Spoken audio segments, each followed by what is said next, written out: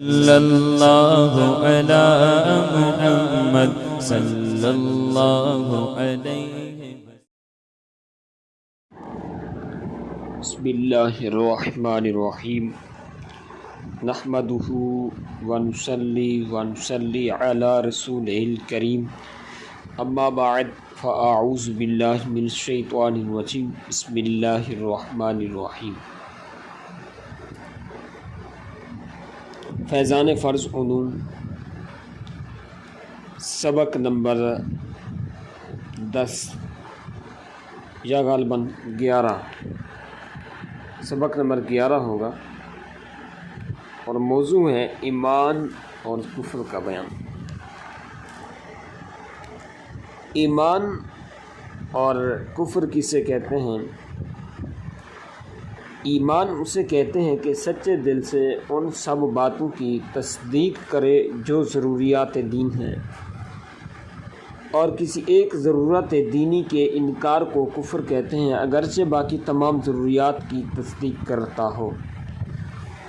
اب سنیے ضروریات دین سے کیا مراد ہے۔ ضروریات دین وہ مسائل دین ہیں جن کو ہر خاص و عام جانتے ہیں، جیسے اللہ رب العزت جل مجدہ الکریم عز و جل جلالہ و منوالہ کی وحدانیت، انبیاء کرام علیہم السلام کی نبوت، جنت و نار، حشر و نشر وغیرہ۔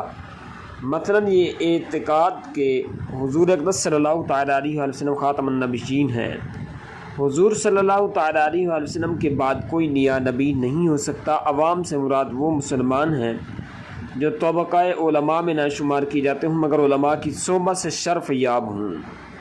یہ تو عام مسلمان ہیں نا، جو علماء کی صحبت میں بیٹھنے والے ہوں، مسائل علمیہ سے ذوق اور رکھتے ہوں، نہ وہ کہ جو جنگل اور پہاڑوں کے رہنے والے ہوں جو کلمہ بھی صحیح نہیں پڑھ سکتے، کہ ایسے لوگوں کا ضروریات دین سے نہ واقف ہونا ضروری کو غیر ضروری نہیں کر دے گا۔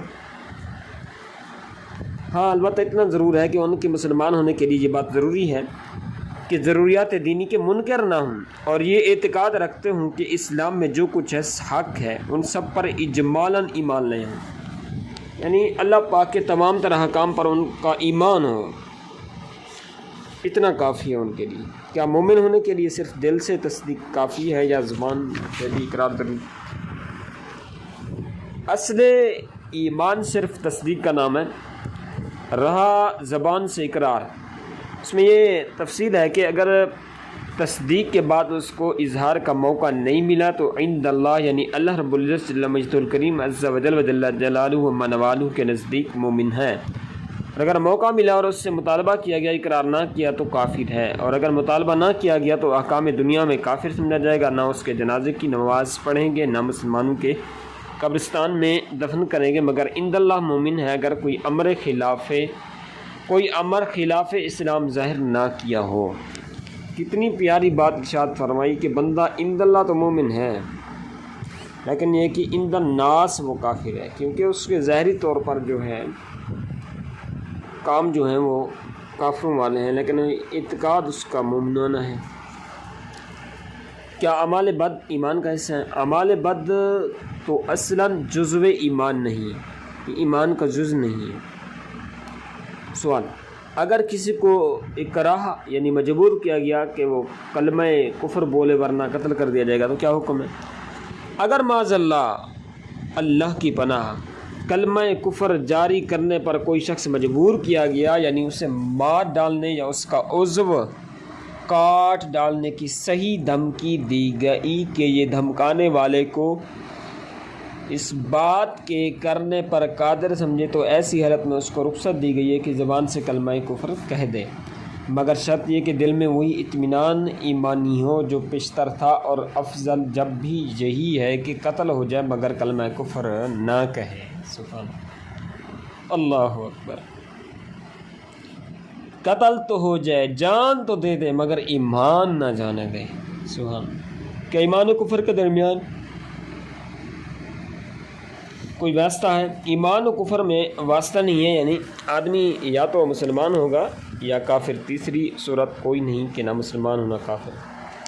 کافر اصلی کسے کہتے ہیں؟ جو اسلام نہ لائے اسے کافر اصلی کہتے ہیں۔ مرتد سے کیا مراد ہے؟ مرتد وہ شخص ہے کہ اسلام کے بعد کفر کی طرف پھر جائے، یعنی کسی ایسے امر کا انکار کرے جو ضروریات دین سے ہے، اس فعل کو ارتداد کہتے ہیں۔ منافق کسے کہتے ہیں؟ جو شخص زبان سے دعویٰ اسلام کرے اور دل میں اسلام کا منکر ہو اسے منافق کہتے ہیں، اس کے فعل کو نفاق کہتے ہیں۔ مشرک سے کیا مراد ہے؟ جو شخص غیر خدا کو واجب الوجود یا عبادت کے لائق جاننے وہ مشرک ہے، اور یہ کفر کی سب سے بدترین قسم ہے۔ اس شخص کے اس فعل کو شرک کہتے ہیں۔ کیا کبیرہ گناہ کرنے والا مسلمان ہے؟ جی ہاں، مرتکب کبیرہ گناہ مسلمان تو ہے، جنت میں بھی جائے گا، خواہ اللہ رب العزت جل مجد الکریم عز وجل وجل جلالہ ومن والہ اپنے محض فضل سے اس کی مغفرت فرما دے، یا حضور اقدس صلی اللہ علیہ وسلم کی شفاعت کے بعد، یا اپنے کیے کی کچھ سزا پا کر اس کے بعد کبھی جنت سے نہیں نکلے گا۔ سوال: جو کسی کافر کے مرنے کے بعد اس کے لیے مغفرت کی دعا کرے اس کے لیے کیا حکم ہے؟ جو کسی کافر کے لیے اس کے مرنے کے بعد مغفرت کی دعا کرے، کسی مرتد کو مرحوم یا مغفور، یا کسی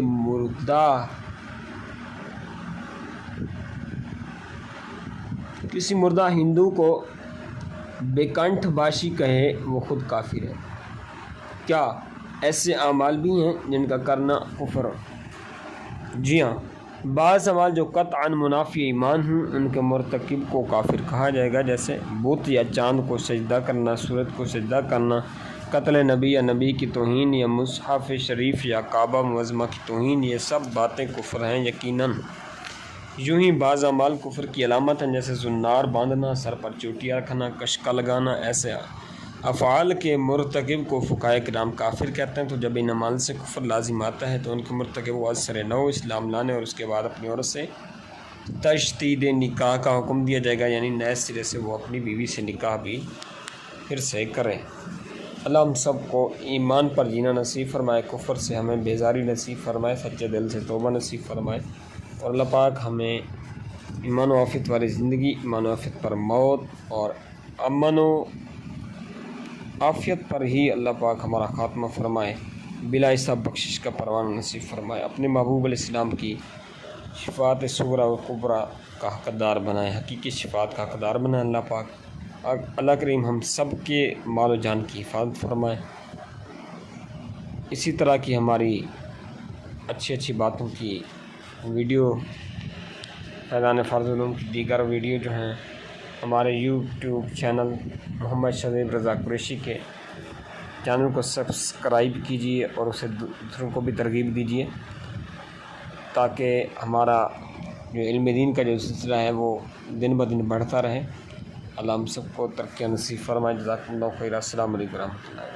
صلی اللہ علی محمد صلی اللہ علیہ وسلم۔